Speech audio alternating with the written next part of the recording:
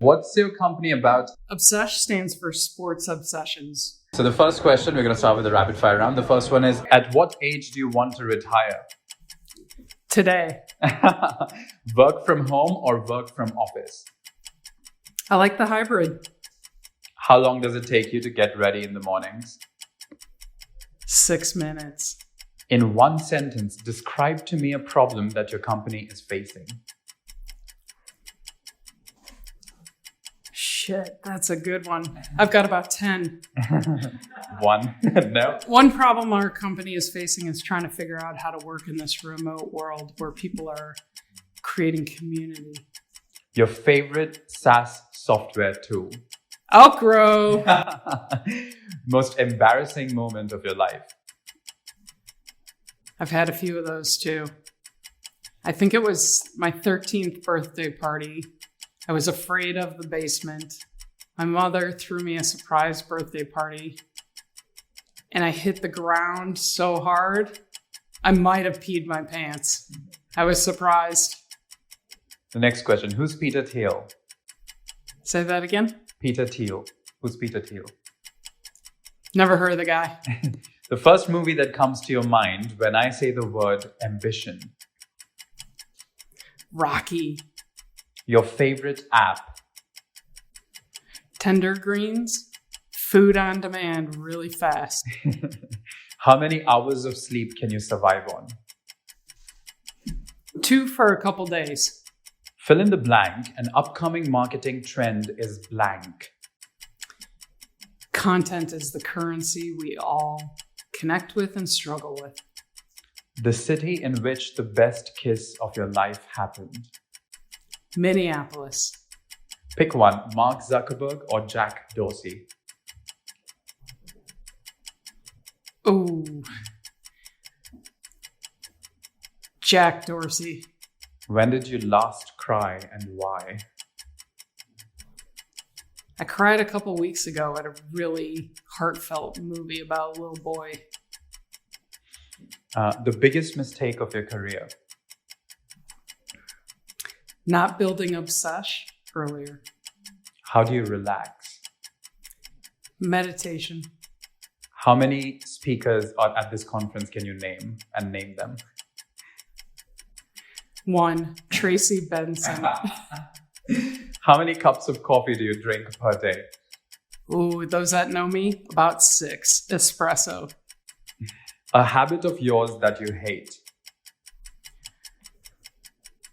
Putting off presentation development until 24 hours before the presentation. The most valuable skill you've learned in life? Listening. Okay, and the last question is your favorite Netflix show? Sex education. Yeah, it's brilliant. Okay, that was the end of the rapid fire round. You didn't skip any questions, so you did quite well. I was going to skip the Peter Thiel and the Mark Zuckerberg and the Dorsey. All right, what's the story behind the name Obsesh?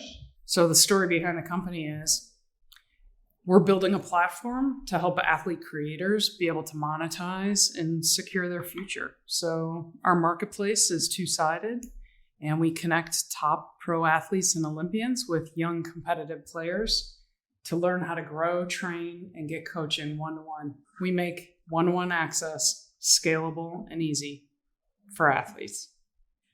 So I guess it's a sports marketplace platform of sorts. Have you any plans to take advantage of the recent revolution in US law that allows athletes, including those only in college, much greater rights over their image and name?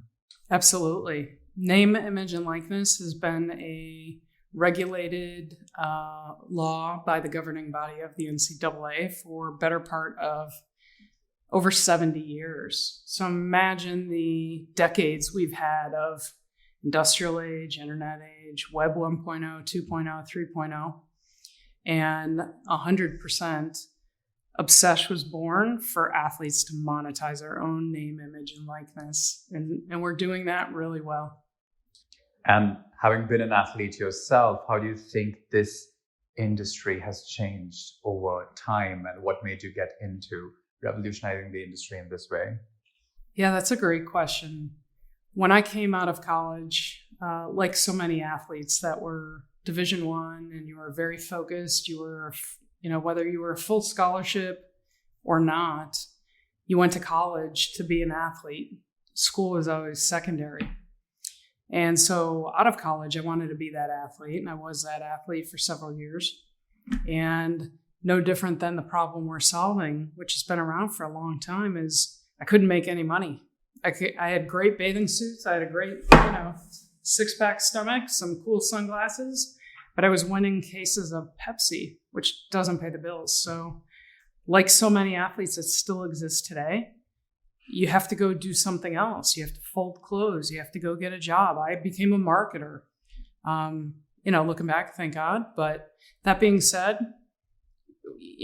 we've been at that problem for a long time, we being the athletes of the United States.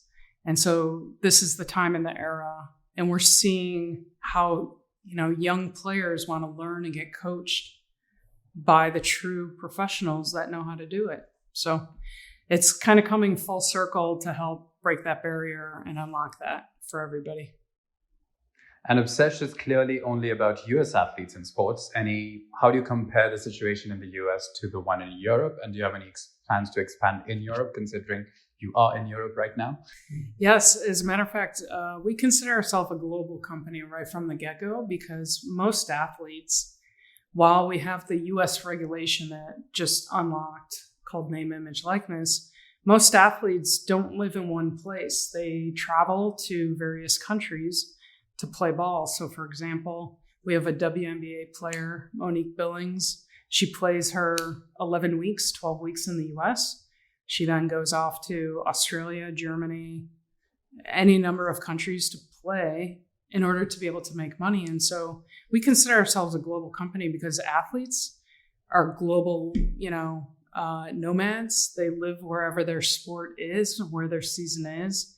And absolutely, we love Europe. So you're the hashtag Pride presenter at TNW.